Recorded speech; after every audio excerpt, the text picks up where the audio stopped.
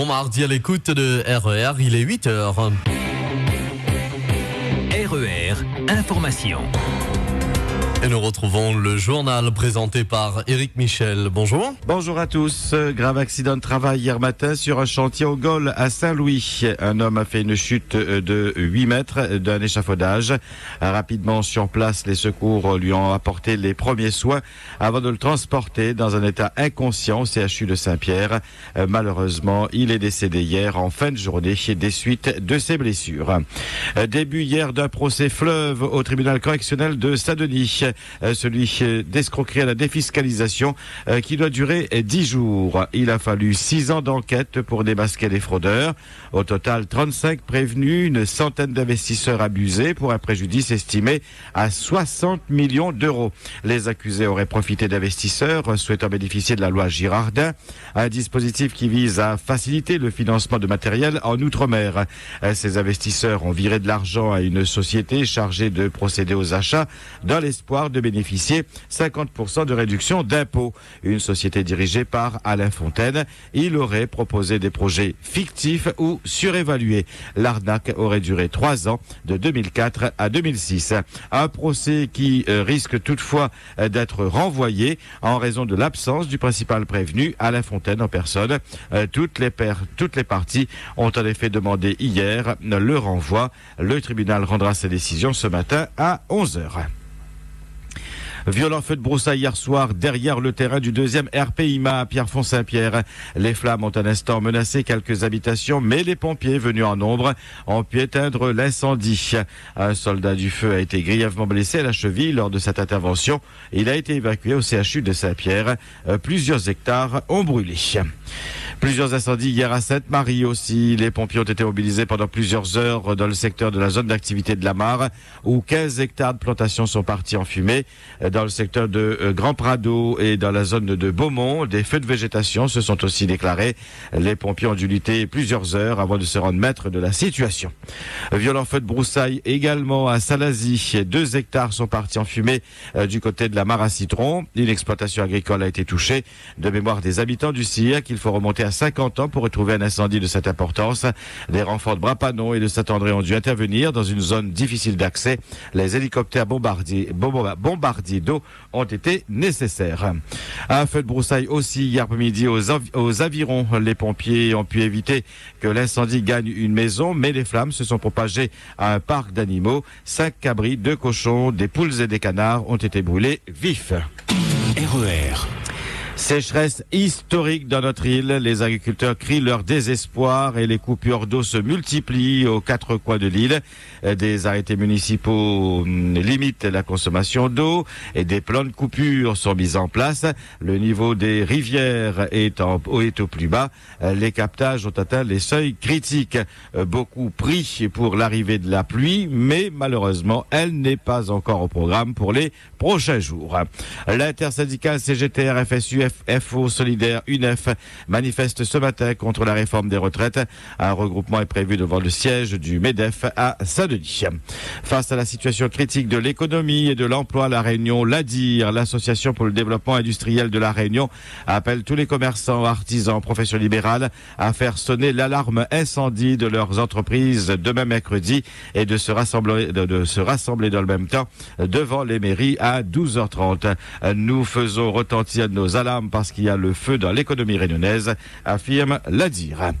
57% des Français estiment qu'il s'agit d'un acte citoyen de payer ses impôts.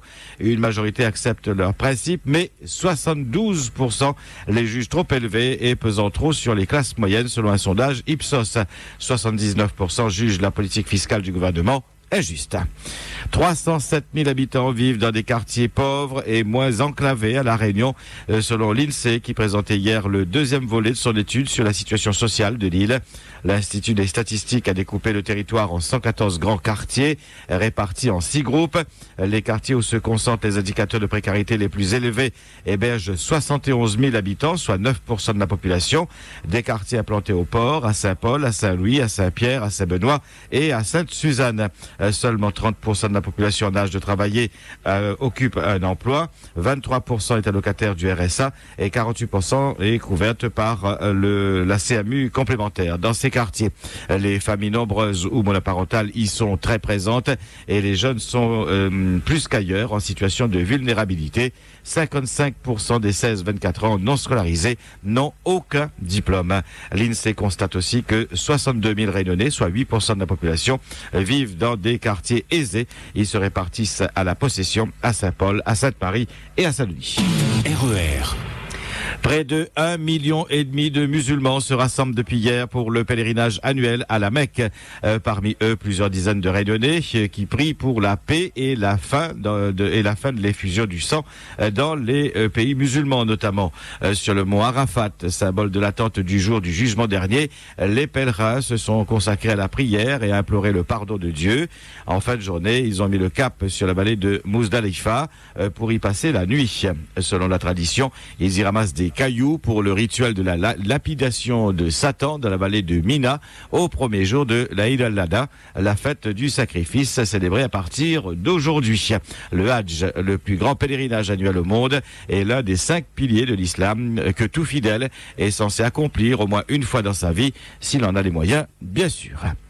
Chez les catholiques, petit changement dans la prière majeure du Notre Père. Le Vatican a en effet autorisé la modification car une nouvelle traduction complète de la Bible liturgique catholique francophone sera publiée fin novembre.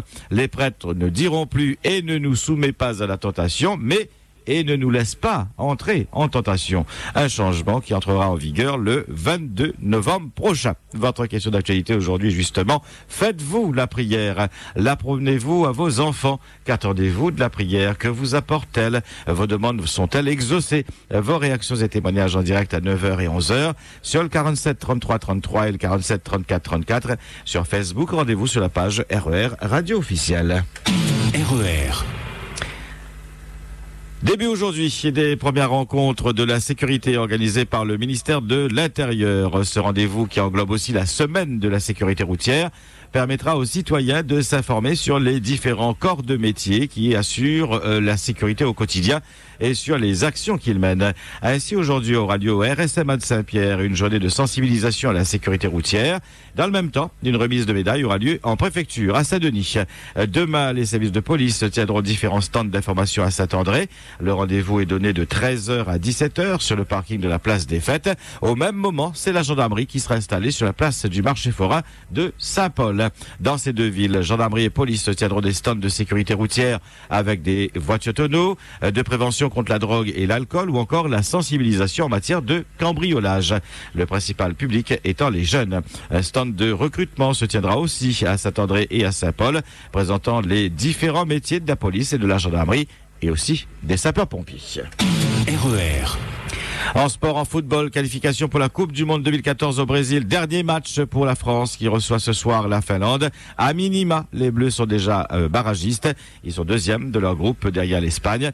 Match à vivre en direct sur RER ce soir avec RMC Sport. Les Bleus qui pénétreront sur le terrain, sachant que les Français ont une mauvaise image d'eux. Selon un sondage BVA pour le Parisien publié dimanche, 82% des sondés ont une mauvaise opinion de l'équipe de France. 76% des personnes interrogées reconnaissent avoir encore à l'esprit la dernière Coupe du Monde en Afrique du Sud en 2010. Les Bleus seraient trop payés pour 86% des sondés, individualistes pour 84%, grossiers même pour 73%. Par ailleurs, 54% des personnes interrogées pensent que la France ne parviendra pas à se qualifier pour la Coupe du Monde au Brésil en 2014. Un sondage réalisé auprès d'un échantillon de 1091 Français âgés de 18 ans et plus. RER. 8h09 sur RER, c'est la fin de ce 5-8. Merci à tous de votre fidélité. Passez une agréable journée. RER, la radio qui vous transporte sur toute l'île.